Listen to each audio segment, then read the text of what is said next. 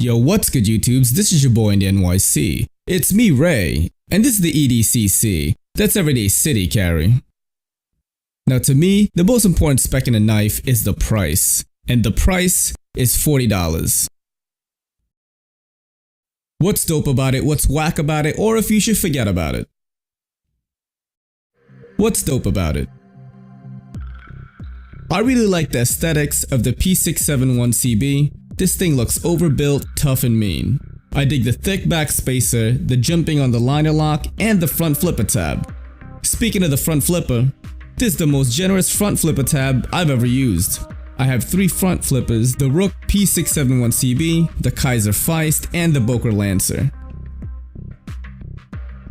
The way the thumb studs are implemented on this knife are pretty dope.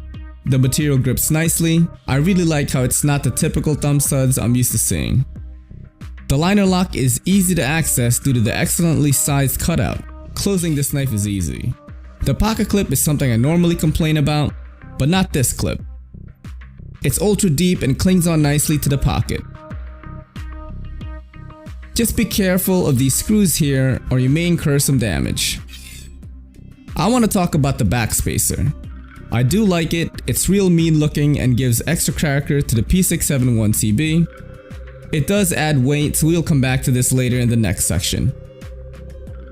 The blade comes with a finger choil that is adequate for the fish paws. And speaking of the fish paws, I want to point out a cool comment from a viewer and subscriber on my Instagram.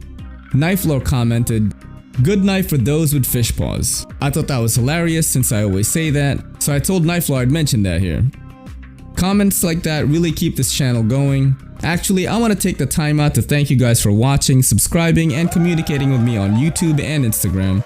I really enjoy talking back and forth with everybody about this odd hobby that we all share. What's whack about it? The action. My homie Blade Banter was the one who gave me the discount hookup for this knife. He mentioned the P671-CB needs 5 soup cans of pressure to actuate. That's a lot of frickin' soup. I don't get it. I agree with him. Despite the generous front flipper tab, you have to deploy this knife with attention and authority to get it to open. The weight. With an overall length of 6.5 inches, a blade length of 2.75 inches, this knife is 3.7 ounces? What? This thing is freaking wide too, thicker than a Snickers. I mentioned I like how the backspacer looks, but man, I don't like the way it feels. I don't mean that in a tactile sort of way, I'm talking about weight. On Instagram, the homie Stasa23 mentioned that the P671-CB feels like a much better knife after replacing the backspacer with something lighter. Do you forget about it?